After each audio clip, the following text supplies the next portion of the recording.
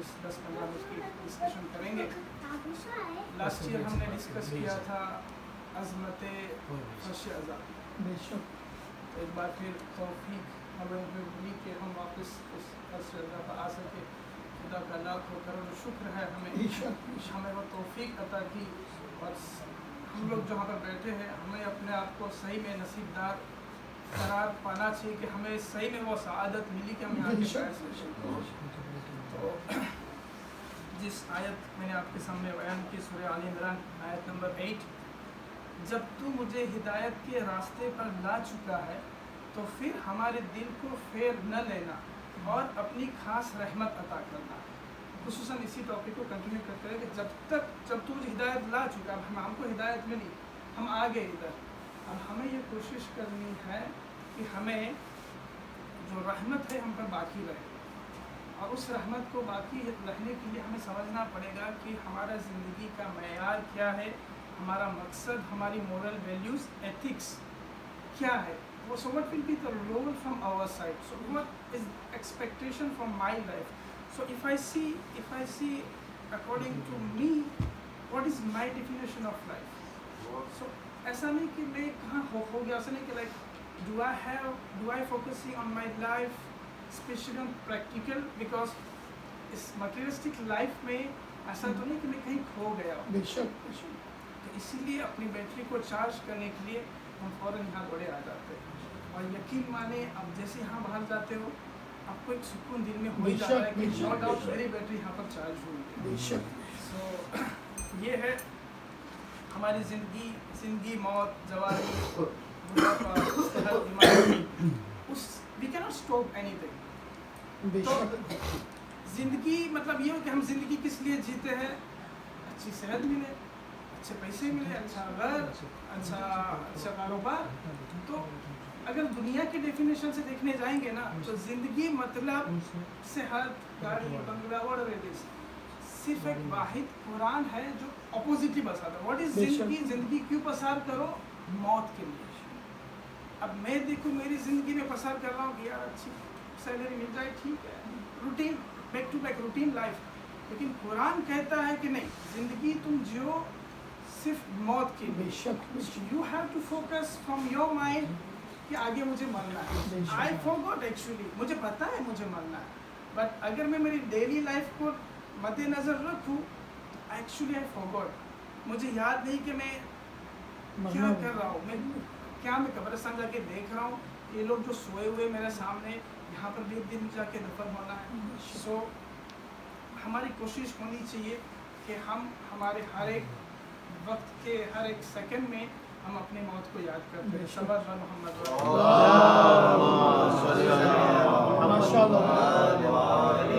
नाराए हाज़री, आवाज़ बुलंद सलावत।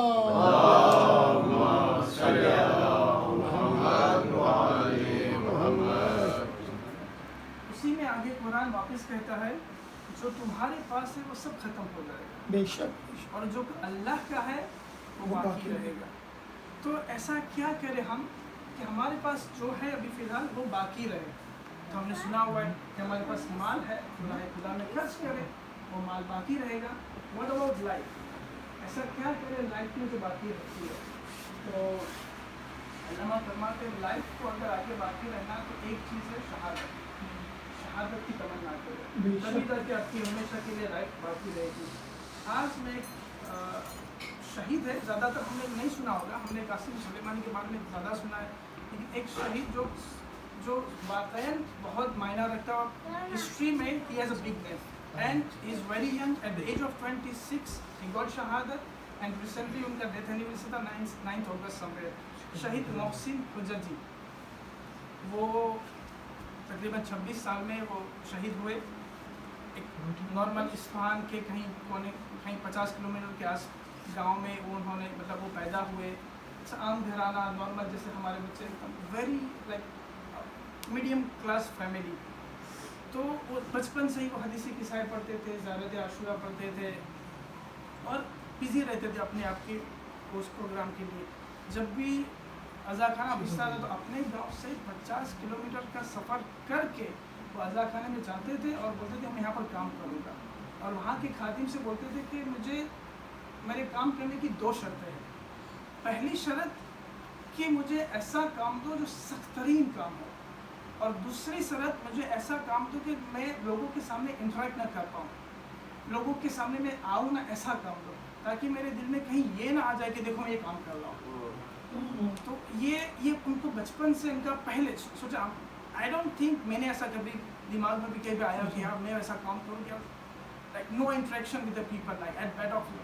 سو he was, بڑی بڑی ڈیگی ہوتی تھی بس وہی صاف کرتے تھے پوری لائن. تو خادم بولتے تھے یہ محسن تو الگ ہی ہے, کیا ہے تیرے میں؟ کچھ نہیں, تو کتنا کام کر رہے ہیں, کچھ نہیں, یہ کچھ نہیں ہے, مجھے چاہیے کہ میں اپنا سر مولا کی راہ میں قربان کروں. اور آخر میں وہی ہوا. کچھ سال کے بعد جب بی بی زینب کے حرم میں حملہ ہوا, جب جانا ہوا, تو یہ فوراً خود کھڑے ہوئے, اپنی بیگم, اپنے ایک دفعہ اسی درمیان اپنی بیگم اور اس کا چھوٹا بیٹا علی کے نام, علی کے ساتھ وہ حرم میں تھے. تو بیگم نے بتایا کہ تو کیا دعا مانگ رہی تھی؟ میرے لیے دعا مانگی, بیٹے کے لیے دعا مانگی؟ اللہ نہیں, میں نے دعا مانگی شہادت کے لیے, مجھے شہید ہونا ہے.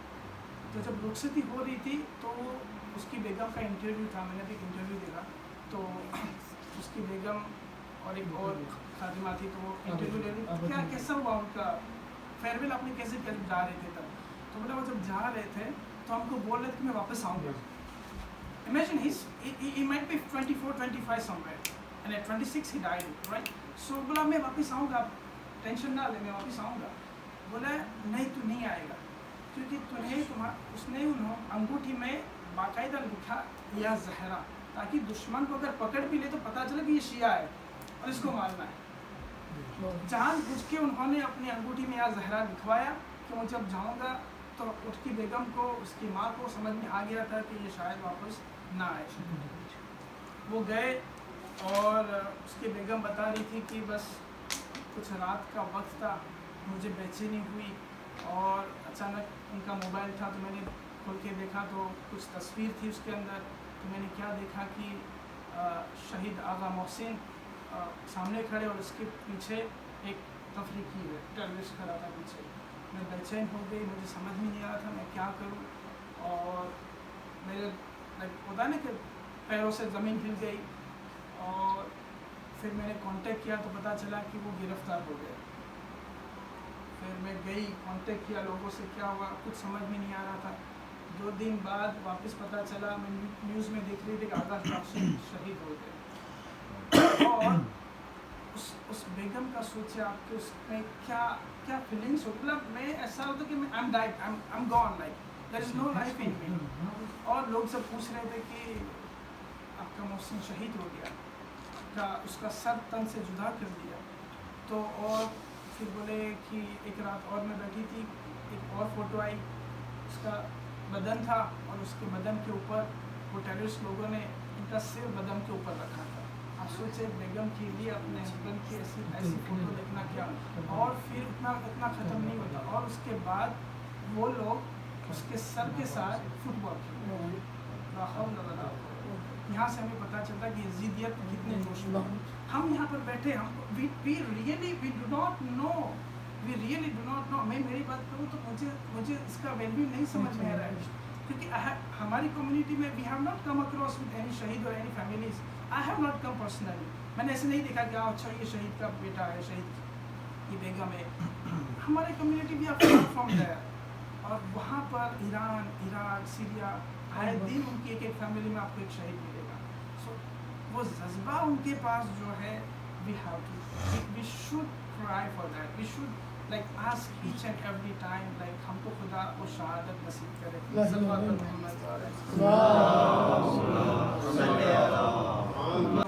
یہ دونوں چیز کہیں نہ کہیں we are lacking somewhere. So we should focus somewhere that ہم قرآن کو ایک دن میں بیٹھ کے I try myself, تبھی میں بول سکتا ہوں کہ without reading 5 or 6 lines there is no bed. For my kids there is no bed. If you don't read 1 page you cannot sleep. Every day 365 you have to. So we have to do. قرآن کو ہم کو تھوڑا اور ہم کو متمسک ہونا.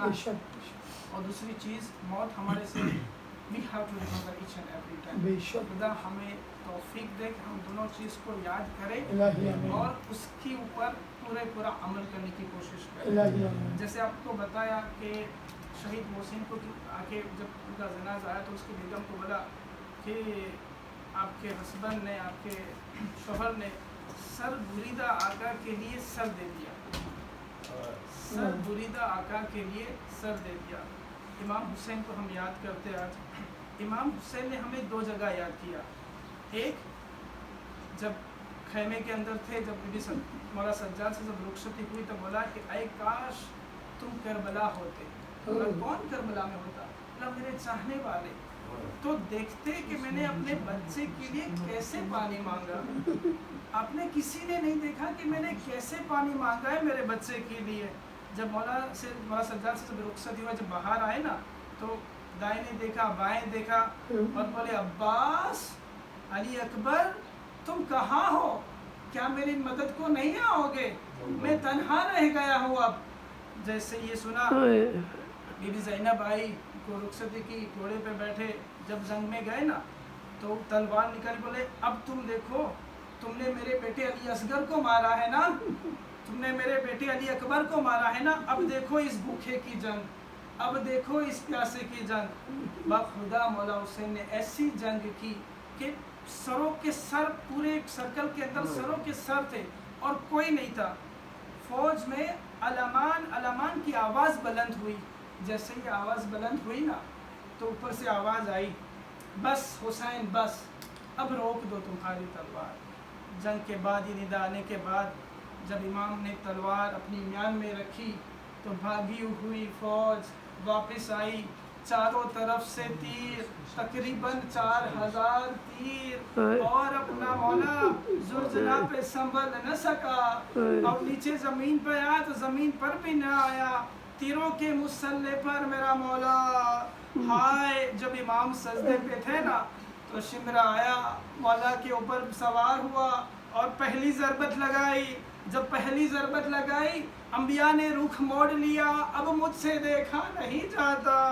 اب اس ظالم نے دوسری ضربت لگائی, اب رسول خدا علی مرتضیٰ سب نے رخ موڑ لیا اور ایک ایسی ضربت چلی جب جناب سیدہ نے گردن پہ ہاتھ رکھا اور بولائے پروردگار گواہ رہنا میرا حسین اور تو ماتم حسین.